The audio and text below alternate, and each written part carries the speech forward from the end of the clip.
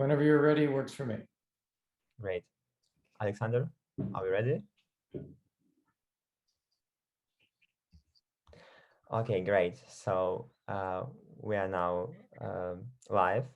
And dear attendees, today we have the honor to welcome a very special guest, Ambassador Kurt Volker.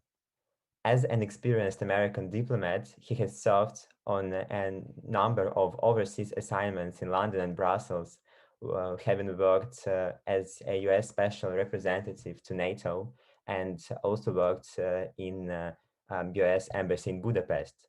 But for Ukrainians, he is probably best known for his role as a US Special Representative for Ukraine negotiations. And the backstage behind this interview is also a very special one. We met Ambassador Volker during the Crimea platform on 23rd of August, and we approached him there to discuss his rich experience. And although he was very busy holding meetings and speaking at a panel discussion, he made sure that we got in touch after the event so that our questions do not remain unanswered. Ambassador Volker, we appreciate your being with us here today. It's my pleasure. Thank you for having me, and I'm delighted to have a chance to answer your questions and talk about both some of the substance of what's going on in the world, but also what a life or career in diplomacy and private sector and things is like. Thank you. We have gathered a number of questions from our fellow students, but before proceeding to discussing your extensive experience as a diplomat, we would like to understand what prompted you to embark on this special career path as a diplomat. Why did you decide to study international relations at Temple University? Yeah, well, it's one thing leads to another. And I didn't know starting out, when I was a teenager, that is what I wanted to do. But I had the opportunity in high school to go study in Sweden for a year as an exchange student. So my senior year of high school, instead of being in the United States, I moved to Sweden to live with a Swedish family. And I just learned a lot from that experience. I learned, obviously, another language. I learned Swedish. I lived with another family, and so I got to see the world and see the United States and see things from another perspective. I had only ever grown up and lived in the US until then, and it was fascinating. And I decided after doing that I wanted to continue to study international affairs. I didn't know what that would be, what kind of career that would lead to. I did have a meeting at the US Embassy in Stockholm, because they hosted all of the US exchange students for an afternoon, or a morning, whichever it was. So I had a meeting at the embassy. I saw, okay, we have embassies and we have diplomats and we have people that work there. But I also knew we have people in educational exchange, we have people in the private sector. And I had no idea what I really wanted to do, but I thought something international. So when I went to college, to Temple University, I asked if I could study international affairs, and they did not have an international affairs degree at that time, talking about 1982. They had political science, they had economics, and so they let me take pieces, some political science, some economics, some history, some language, and build an international affairs degree. And as part of that degree, I wrote into it that I should learn another language and I should study abroad again. And during my junior year of college, third year of college at Temple, I studied in France, in Aix-en-Provence, and I learned French and worked there for a summer as well. And that was how I developed that degree. After Temple University, I then got an internship at the US Embassy in Stockholm, because they liked the fact that I spoke Swedish and had been there before. And then I went to graduate school at George Washington University in Washington, DC. I chose Washington because that's where most international things are in the US. It's either business in New York or government business, et cetera, in Washington, and got a master's degree in international affairs there. Well, So a lot of experience. Yeah. And that was just following, choices. I where am I going to go to college? What am I going to study? And then how do you get some experience? Then you get an internship. What do you do then? Well, you go to graduate school. So. Yeah, so, and since we're talking about your career path, so having graduated from university, you must have had plenty of career opportunities, and you had even worked at the Central Intelligence Agency before joining the State Department. But what made you choose diplomacy in the end? And could you feature out 3 special things that make you proud of your career choice? Right. Well, let's start with career options then. Yes, it's true. There are a lot of fields that exist where a degree in international affairs was relevant at the time, could be relevant today. Those fields could be government, including diplomacy or defense or intelligence, or communications, broadcasting. It could be journalism. It could be financial investments, so private sector on the finance side. It could be large industries that are multinational that have people all over the world. It could be nonprofits and charitable organizations, volunteer activities, or nonprofit activities that are humanitarian focused or human rights focused or democracy building or whatever they might be. Could be think tanks and the policy community more broadly.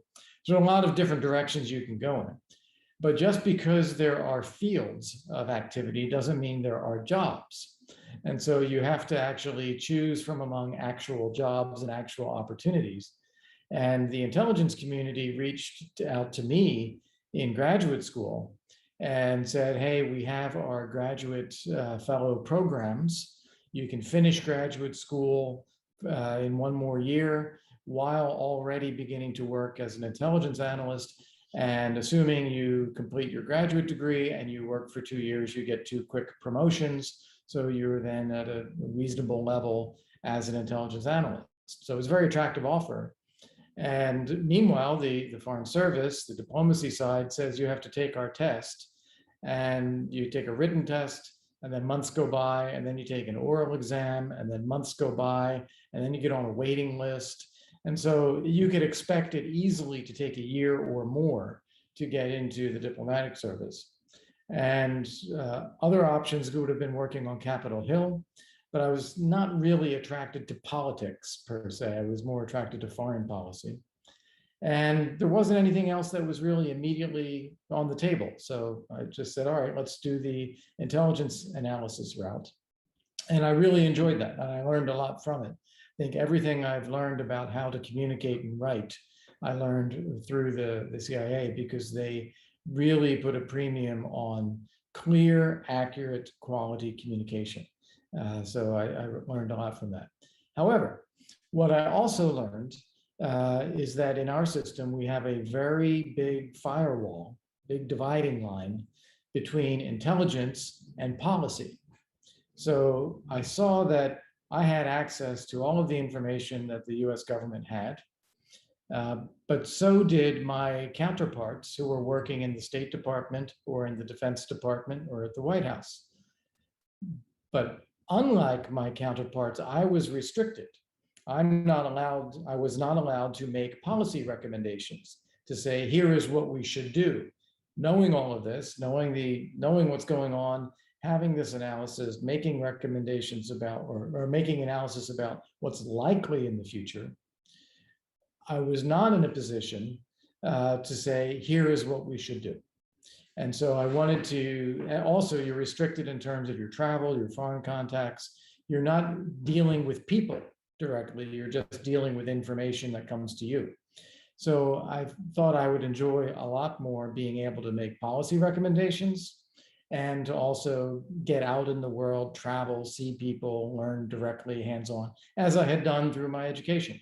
So I kept taking the Foreign Service exam, and I passed it. I passed the written exam each time and got a better score each time. So I ratcheted up the list, and I took the oral exam. The first time did not pass it, took it the second time, I did pass it, took it a third time. But before I even got the results from the third time, they started making me offers to join the Foreign Service.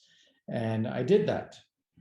And that was actually a great decision one of the questions that is in that list that you sent me is the difference between private sector and government. And I think at least in diplomacy, at least in foreign affairs, you get more or better experience, more foreign experience, more diverse experience, more at a leadership level, more at a senior level, earlier in your career, in the first 10 years of your career, than you do in the private sector where you're starting out. But the difference then is that the diplomatic circle just basically stays at a gradual increase in responsibility and income over time, whereas the private sector is a very steep increase. So you start out below and you end up ahead. And so at some point you have to judge, are you better off in the private sector or in government? In government, you are obviously dealing with issues of national interest, which is very satisfying rather than dealing with issues of money. But you might be at a more junior level or a mid-level for a much longer period of time compared to the private sector where you can move up more quickly and have more responsibility. So it's a trade-off. Now, your three characteristics that you asked about, I tried to give that some thought. I didn't write it down, so I hope I'm not fishing for these. I think your first question was what makes it successful? What makes someone successful in this? And I think the first thing about being successful in diplomacy is clarity of thinking and clarity of communication. So, and I think that takes a little bit of discipline and a little bit of effort. To be clear means you are not saying on the one hand, on the other hand, and adding all kinds of complications. Even though there are complications, you've thought it through and you've distilled it to the essence that you want to say. So having a clarity of thinking and then clear communication, because ultimately diplomacy is about seeking to influence people's thinking. How do they understand something? What are they willing to try? What could be a possible solution to something? And you need to be able to communicate clearly to help somebody else understand. So I think communication is the first thing, and the clarity of thinking that goes with it. The second thing that makes you successful, certainly I feel that this is what made me get the jobs that I got. Why did I keep getting another job in diplomacy? It's courage. It's the willingness to state what you think, to try something, even if it might fail, or even if it will lead to you'll be taking some risk and it may not help your career if it goes badly. But if you actually believe in what you're trying to do and you're trying to accomplish something, you've got to have a bit of courage to do it.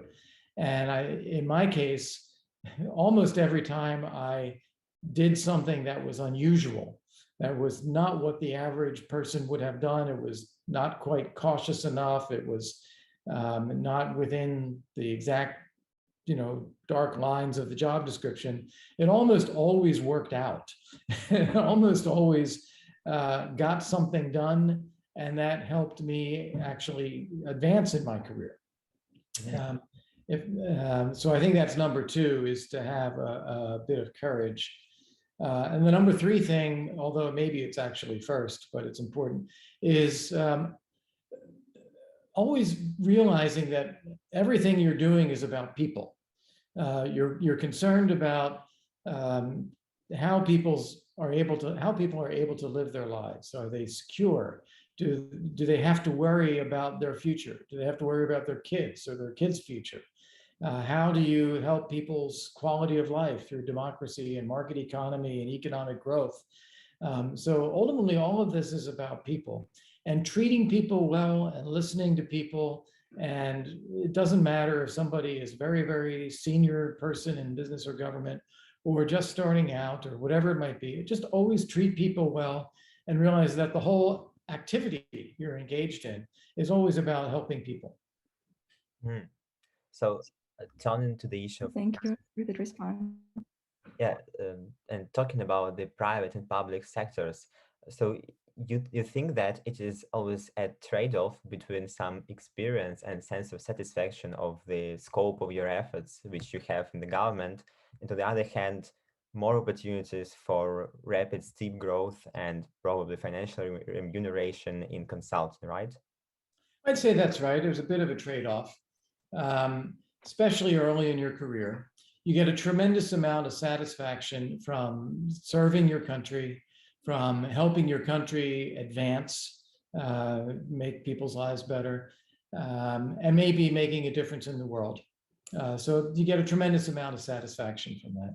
Whereas from the private sector, ultimately, it's a bottom line about making money, and it's not as satisfying emotionally or morally as government service.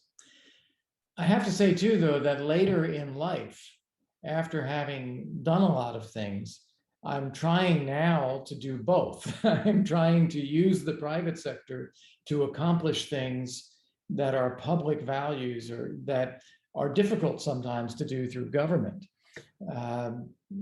Just give you the example of the American University Kyiv that I'm involved with. I view this as a way of bringing opportunity and education and connectivity to the West, to Ukraine, connectivity to the United States to Ukraine in a non-government way. It's through education and through institutions rather than through government policy, but achieving some of the same goals you would seek to achieve through government policy. So I'm hoping that I can find ways and multiple ways to do things like that, where you can serve public purposes, but through private activity as well, that also pays. Yeah, just for the context for our attendees, Kurt Volker is also very successful in private sector. He worked as a senior advisor in a global consulting firm, McClarty Associates, and also he worked in an investment bank and lobbying firm, BGR Group. Now he is contributing to the creation of an American university in Ukraine. So we really appreciate these efforts, and this is why we're really wondering what is your opinion on this trade-off and this combination of public and private pathways. Yeah. Now, returning to the issue of diplomacy, an extensive amount of work was done by you in 1994 to 1997 when you worked in Budapest in the US Embassy. What were your day-to-day duties as a young American diplomat in Hungary? Mm-hmm. How was it to work with Hungarian politicians and civil society representatives? Yeah, so thank you. Yeah, so I turned 30 when I was working in Budapest. I had served already in the State Department and in London doing consular issues, visas and passports. And in Hungary, my job was to be the political military officer in the embassy. So I was not military myself, but I was working on political military issues and partnering with our defense attaché office. And the issues at the time were Hungary seeking to prepare itself so that it could join NATO, to help the US Army Europe, which was based in Germany, transit Hungary and set up some bases in southern Hungary in order to be able to deploy peacekeeping forces to Bosnia. So they had staging bases in Hungary. Everything went by railroad to southern Hungary, and then we offloaded and put the vehicles together, you know, on tracks and wheels, and then rode into Croatia and then Bosnia from there. To help to help the Hungarian military reform, because they were only 5 years out of the Warsaw Pact and they had a lot of adjustments to get through. So reform, NATO, peacekeeping, those were kind of the big things. I immediately found that as we tried to deploy the US military through Hungary and have basing agreements, there was a big legal gap between what the Hungarians expected based on being a brand new democracy that only had a bad experience with the Soviet Union and wanted to have be in control as an independent country. And the US military, which had the experience of working in allied countries in Western Europe for 50 years or 40 years. So very different expectations and a gap in the legal parameters of how to do this. So I worked with the US Army lawyers and put together a supplemental agreement to the standard NATO status of forces agreement. So Hungary had already said it would adhere to the NATO status of forces agreement. But if you look at that, it's basically very vague. It's not very detailed. So you need a supplemental agreement to fill in the blanks. And I used the ones that we have in Germany and Italy as a model for what to do in Hungary, and then negotiated this with the US military, with the Pentagon, and with the Hungarian government to create a real status of forces set of arrangements in Hungary so that we could successfully deploy our military through there. This had both the effect of getting our military deployments moving the way they needed to create the peacekeeping force in Bosnia, but it also had the effect of helping Hungary mentally adjust to the standards and practices of a NATO member. And so it helped on both sides of those issues. I also I lived in southern Hungary for about 4 months to learn the language before moving up to Budapest. I had a great number of Hungarian friends, young people in different walks of life. In a new democracy like that, a lot of young people moved into positions of being members of parliament or at reasonable levels of responsibility in the government and so forth. So there was a lot of friends and peers who were doing exciting things in Hungary.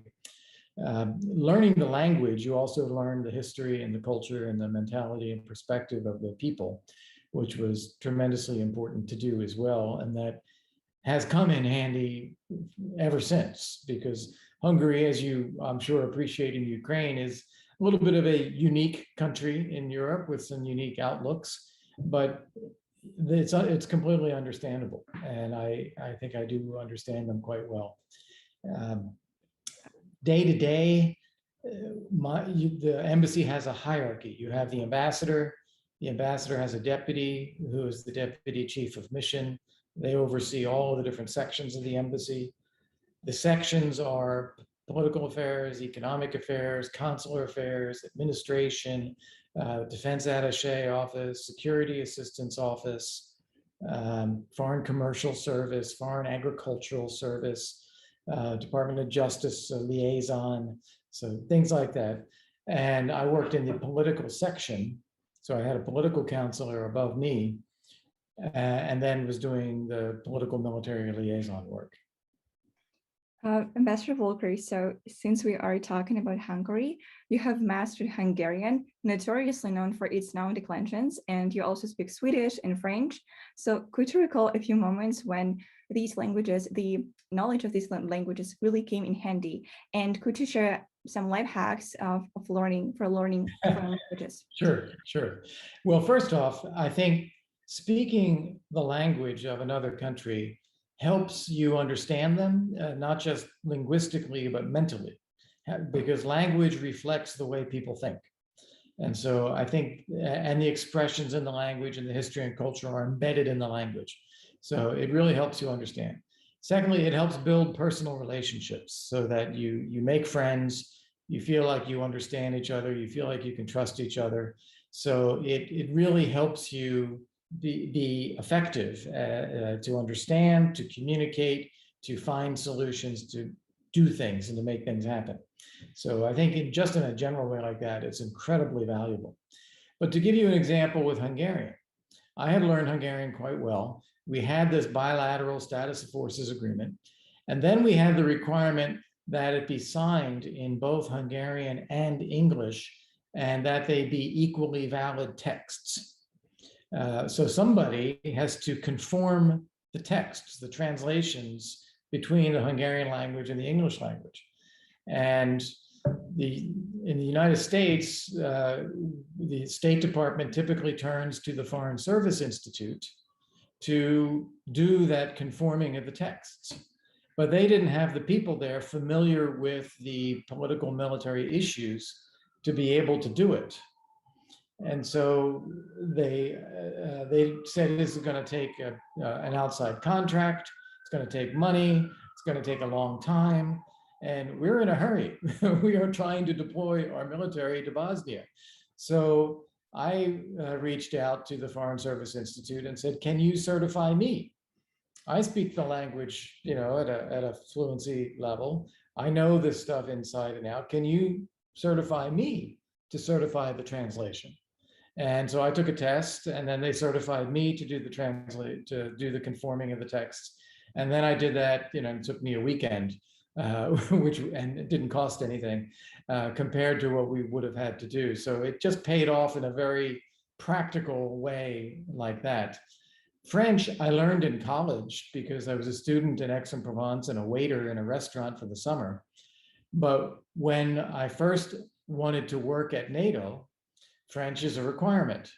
So it's not just a matter of having studied it or being able to use French, but it's actually written into the job position. If you're working in the NATO Secretary General's office, you have to be fluent in French.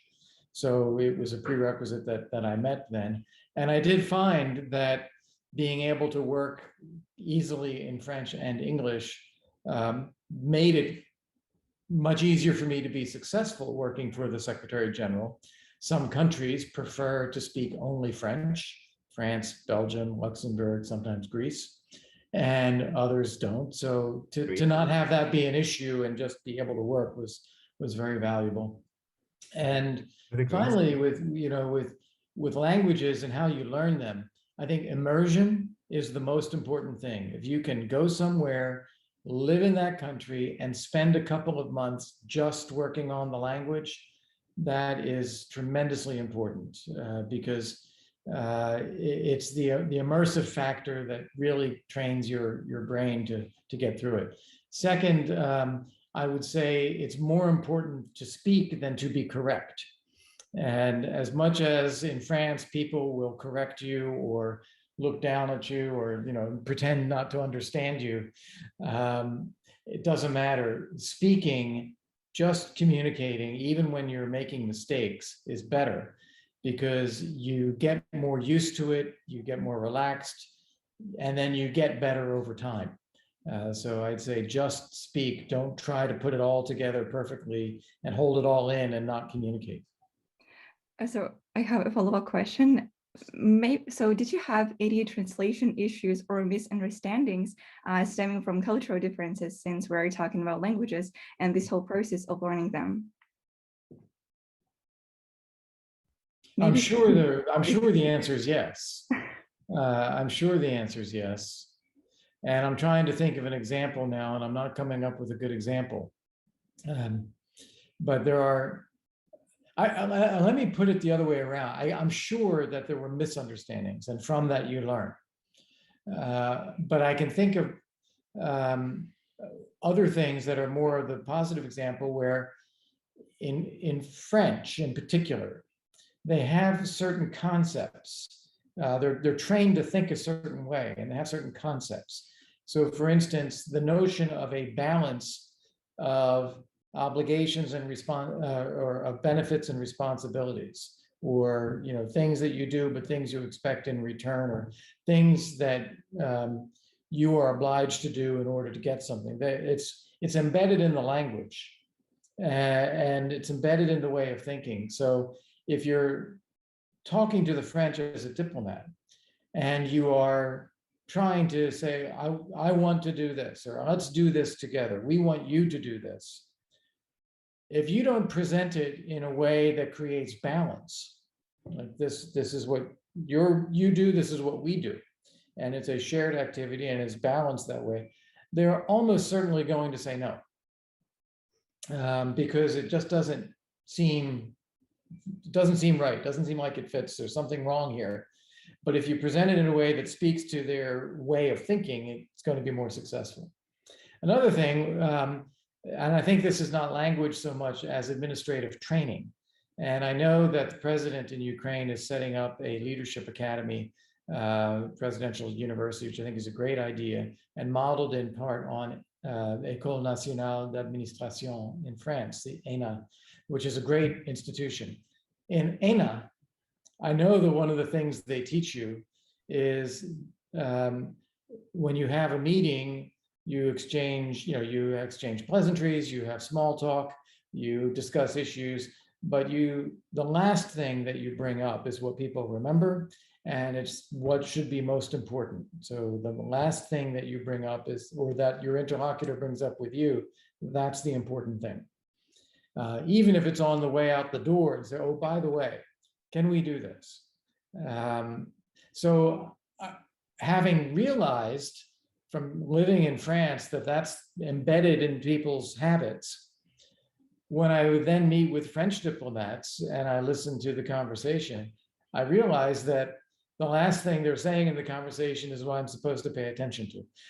And so I focus on that, and that has actually helped make a difference. And do the Greek people really prefer French? I mean, diplomats?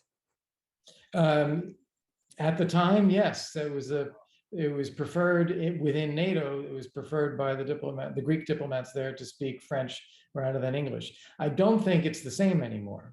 We're talking early, mid to late 90s. At that time, it was more French, and it may just have been the individuals, but that was the way it was. I've more recently I've dealt with a number of Greek diplomats who I can't tell that they're Greek. Their American style English is so good. Mm-hmm. Ambassador, we have plenty of questions in the chat regarding Eastern Europe. We have talked already about Hungary. You know that we wanted to ask you about your advice to current and future Ukrainian diplomats on the interaction with Hungarian politicians, but also our viewers ask us about Poland, its role in the European Union, and particularly, would you please comment on President Duda's decision not to meet with German Chancellor Angela Merkel during her visit to Poland? What does it mean in the global context? Right. So there are several different layers of issues here, all of which are important to talk about. So the first one is Europe, the European Union has developed over decades in the direction of liberal democracy. And that is both standards and structures, constitutions, elections, free media, independent judiciaries, things like that. Things that I think are incontrovertible pillars of democracy. And that is one way in which Europe has developed structurally and institutionally as really a model of democracies. The second way it has developed as a liberal democracy is the choices within democracy that societies and politicians make. It has become politically liberal or politically left-leaning. For instance, the presumption that death penalty is wrong.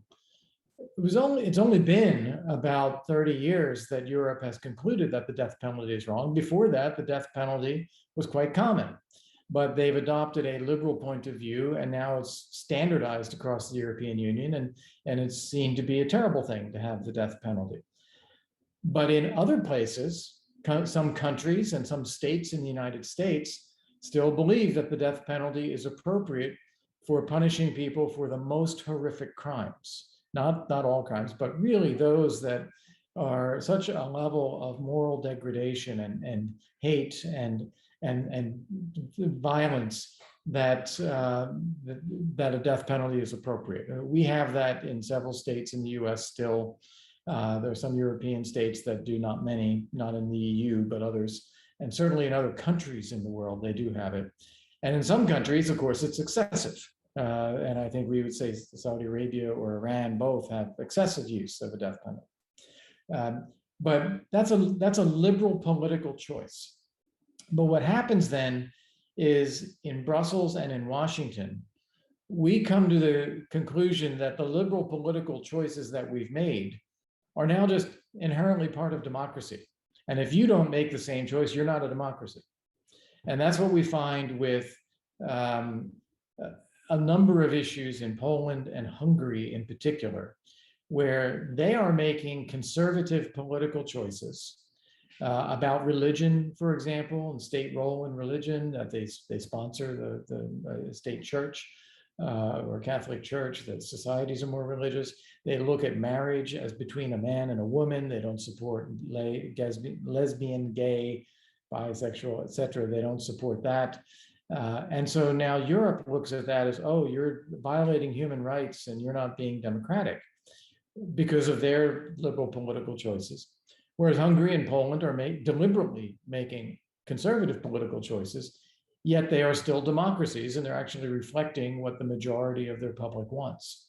So we have this kind of disconnect going on within the European Union between a couple of countries that have a conservative mindset and are very skeptical of the liberal mindset of Brussels, and the majority of the EU that has evolved this way over time. So this is one major disconnect.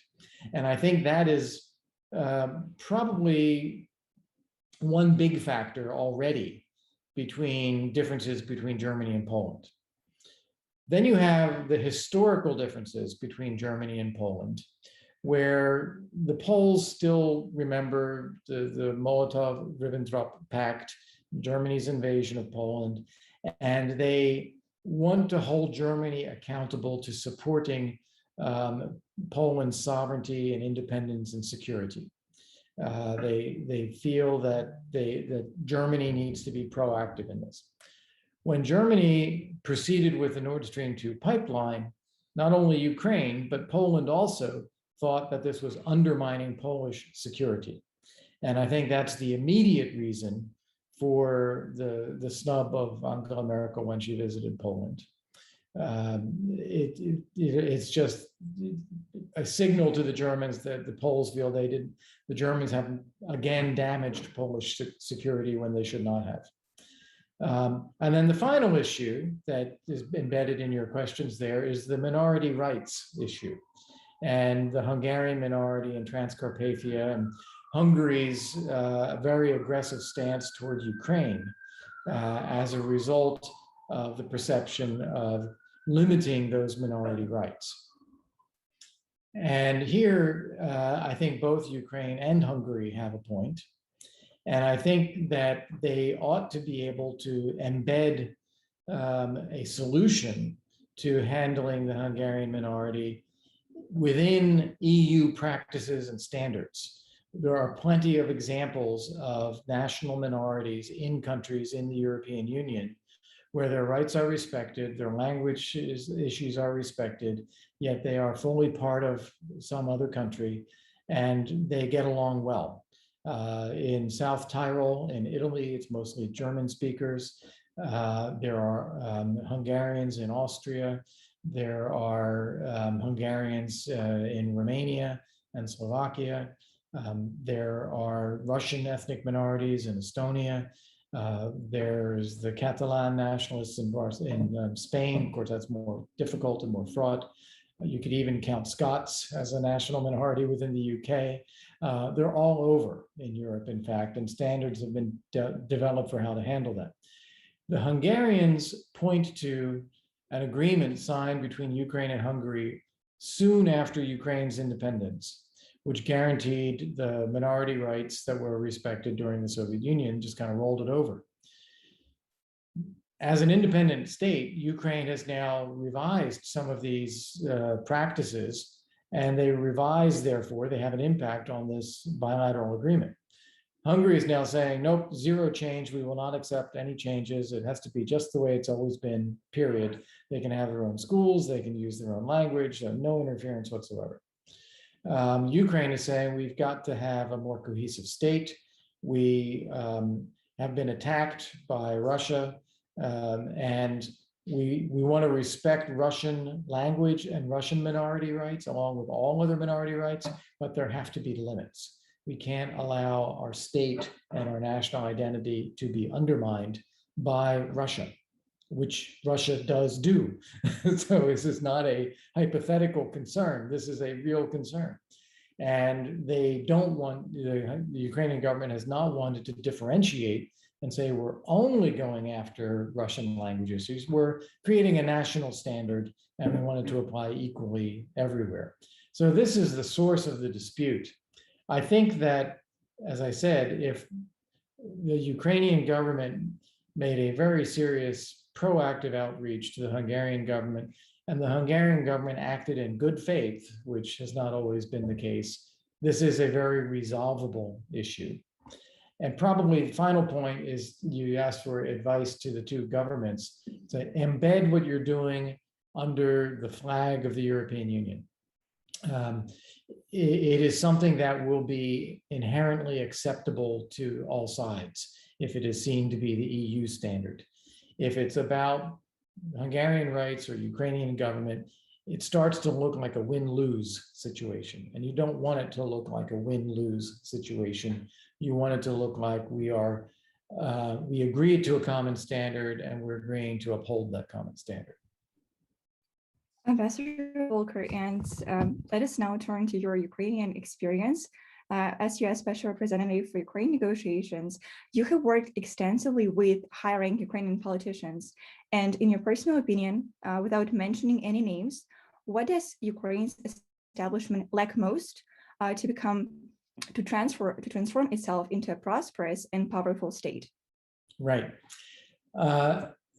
So I think the fundamental issue holding Ukraine back is a political economic structure where a handful of people, they're often called oligarchs, although you can debate, is that the right label for all of them or not? But a handful of people control too much of the economy, and by virtue of the economy, the state institutions, judiciary, Rada votes, media, government administrators, state-owned enterprises, etc. Too much power in too few hands. And because it's so much power in just a few hands, it creates a desire to exercise control. And it means that actually the government has less power in some ways than a normal government would because of these outside factors that are so powerful. The best way to deal with this is systemic reform, what I would call antitrust legislation. It's what we did in the United States in the early 1900s. You set the limits on what any one individual or business can own to have vertical or horizontal integration. You create a level playing field for everybody, and that creates competition. Once there's competition, there is a demand for the rule of law. And a demand for a level playing field. But until you get to that point, it distorts the entire country.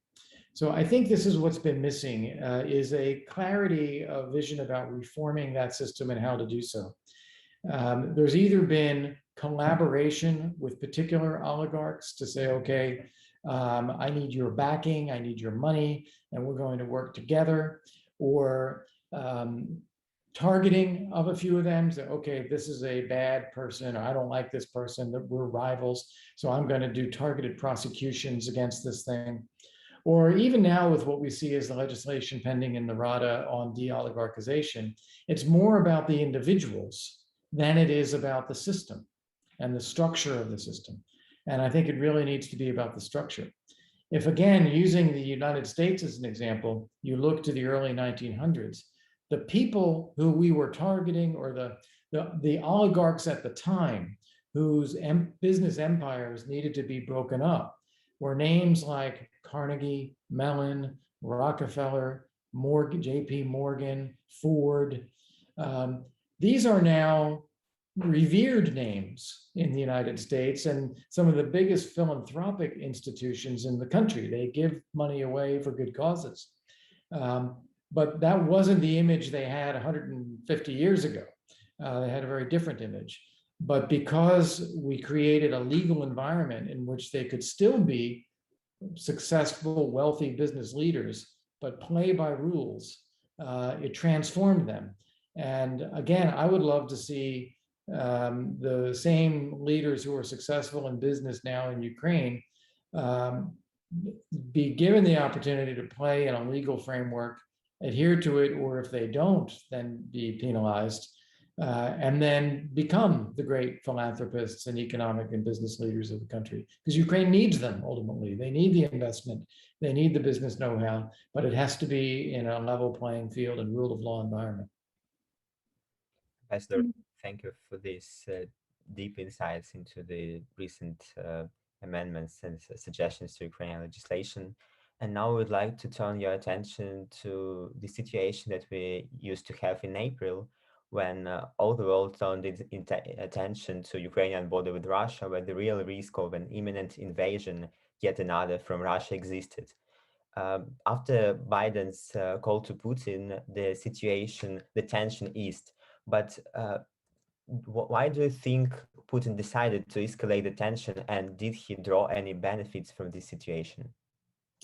Well, yes. And if you go to the SIPA website, sipa.org, and search for me, I wrote an article about that because a lot of observers say that, oh, Putin backed down.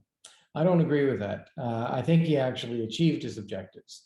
He wanted to demonstrate that he has the capability and the will to mobilize and use military force.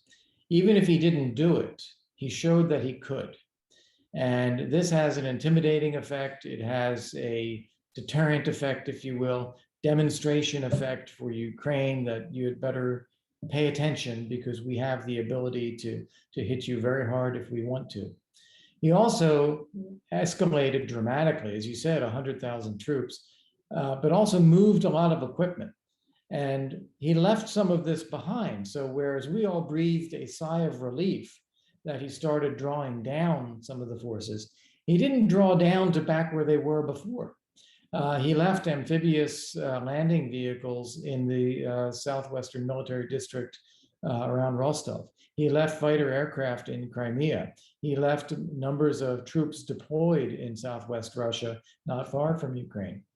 Now we're seeing something similar in the Zapad exercise in Belarus, a massive, massive Russian military deployment, including with fighter aircraft up to the Polish border and electronic communications and asserting control over border posts and border guards with Belarus. And I think we have to pay attention because I don't believe that Russia will withdraw all of these forces or relinquish all control after this exercise. I think it is another very large step forward and then will only be a half step back. And that's also going to be challenging for Ukraine. And what opinion do you hold of Biden administration's withdrawal from Afghanistan and its consequences when we're talking about international relations and its impact on the world? Well, thank you. And I also wrote something about this not long ago. I find this to be an absolute catastrophe and completely unnecessary. No one would, well, not no one, but most people in the United States would agree with President Biden that the US should leave Afghanistan. But no one would have wanted it to happen as catastrophically as this recent withdrawal took place. We lost lives in the process. We left Americans behind on the ground. Other allies and foreign nationals were also stranded on the ground and unable to get out. Our allies in Afghanistan, many who worked with US forces or were part of the Afghan government, are now in hiding because they're afraid the Taliban will search and hunt them down and kill them. We have left no guarantees of democracy, of human rights, of women's rights, of good governance. It is an absolute debacle and could have been avoided. All we had to do was be steady and continue to build Afghan government capacities and have an organized and orderly transition, and also hold the Taliban accountable before allowing them to take over. They reached agreements with the United States about upholding human rights, about inclusive government of national reconciliation, about women's rights, and they are not following through. And we could see even before we withdrew that they were not following through. So we could have held them to account in that respect as well. It's really a shame that this has happened. And unfortunately, the consequences are not only about Afghanistan, they are global consequences.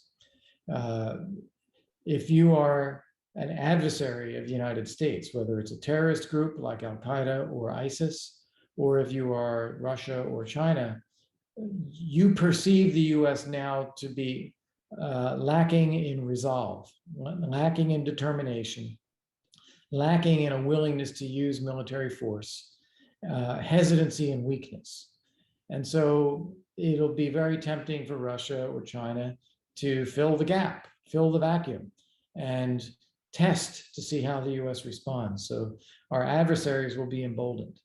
And likewise, allies who have worked with us in Afghanistan for 20 years felt blindsided that all of a sudden we just pulled out, leaving them there, leaving their publics not understanding what's happening, the sacrifices that they made not respected. And many of them would have wanted to stay, but they couldn't do it without US support. And without even consulting with them, we just took that support away.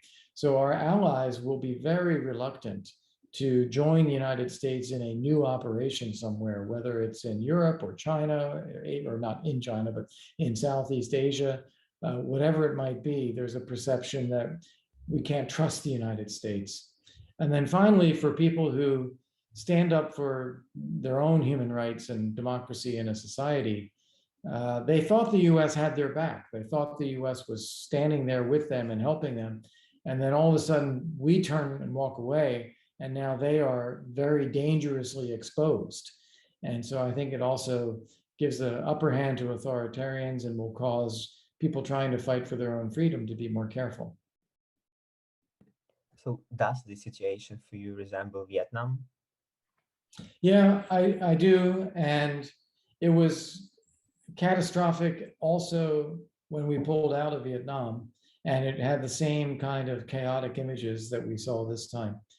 A lot of differences, though, between Afghanistan and Vietnam. I think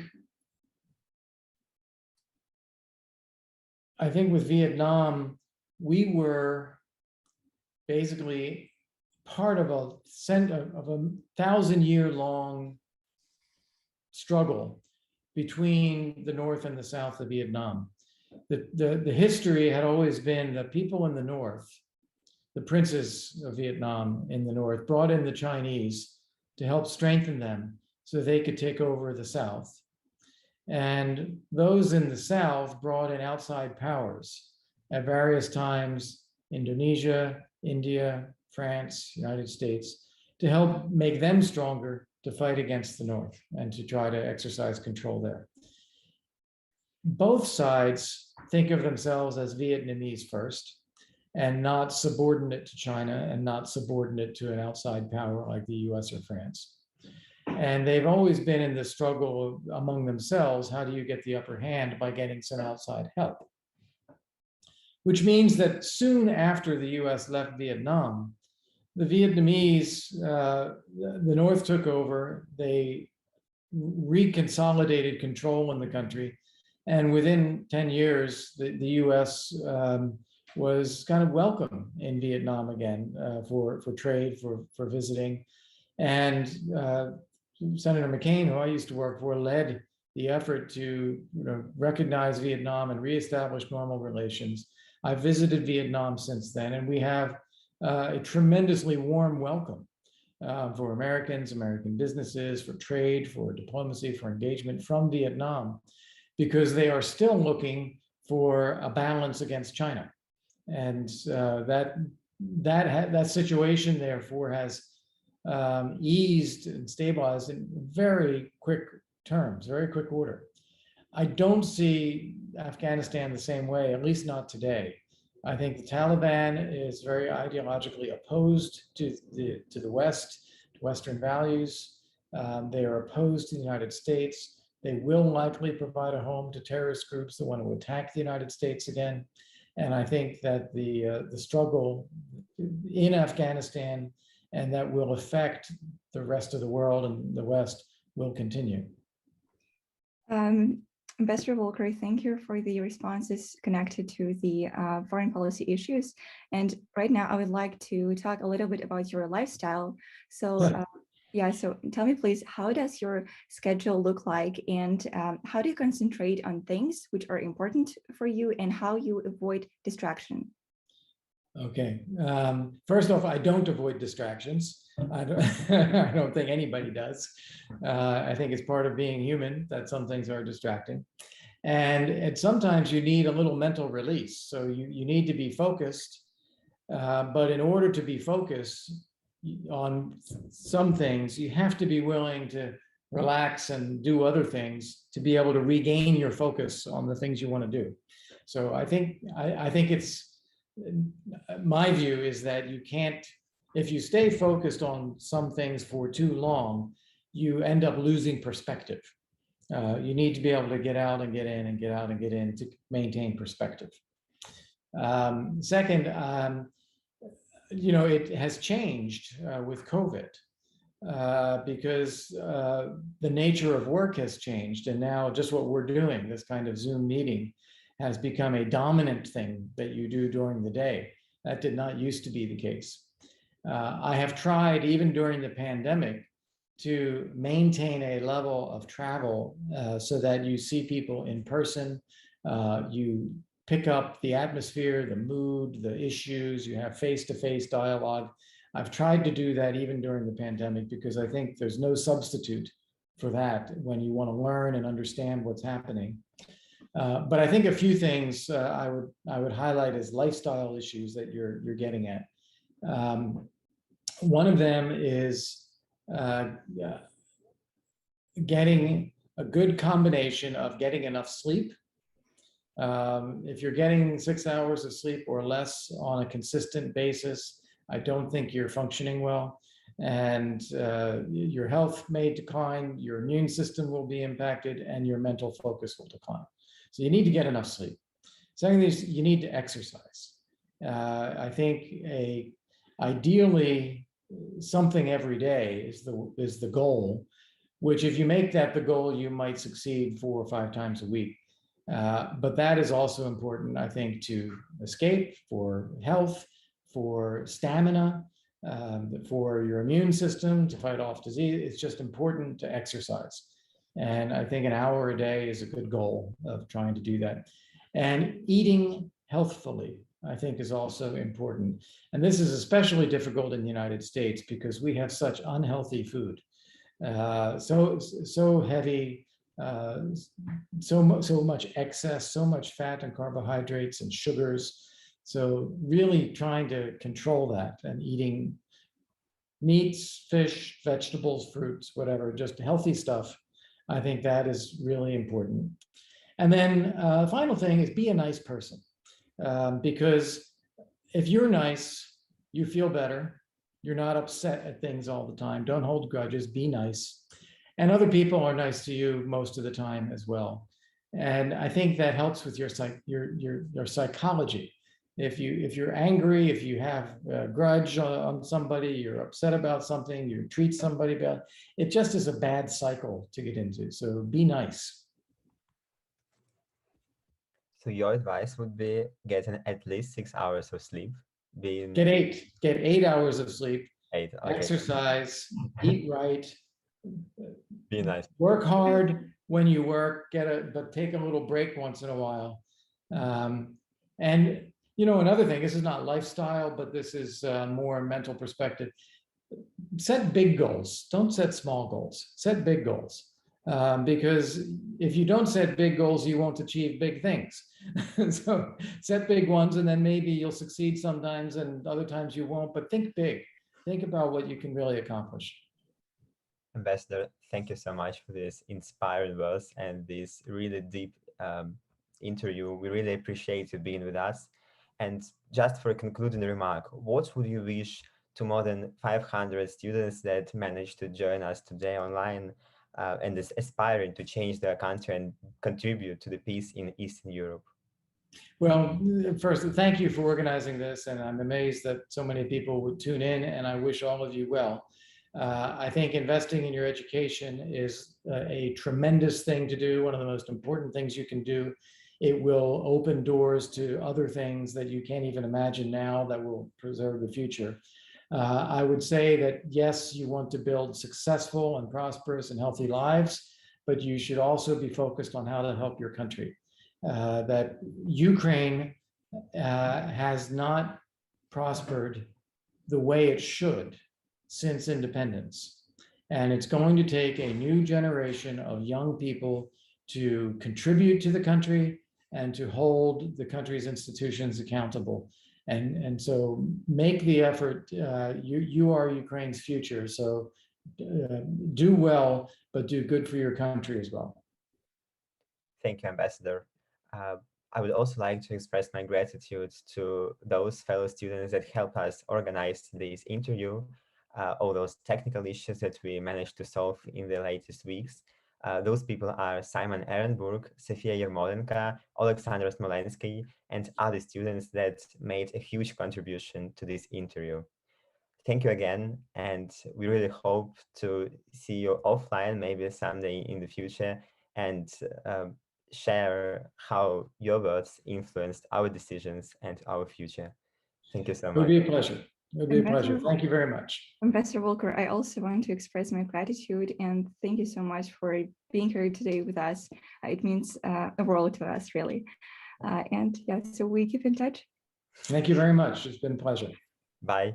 Okay, bye-bye. Bye. Bye.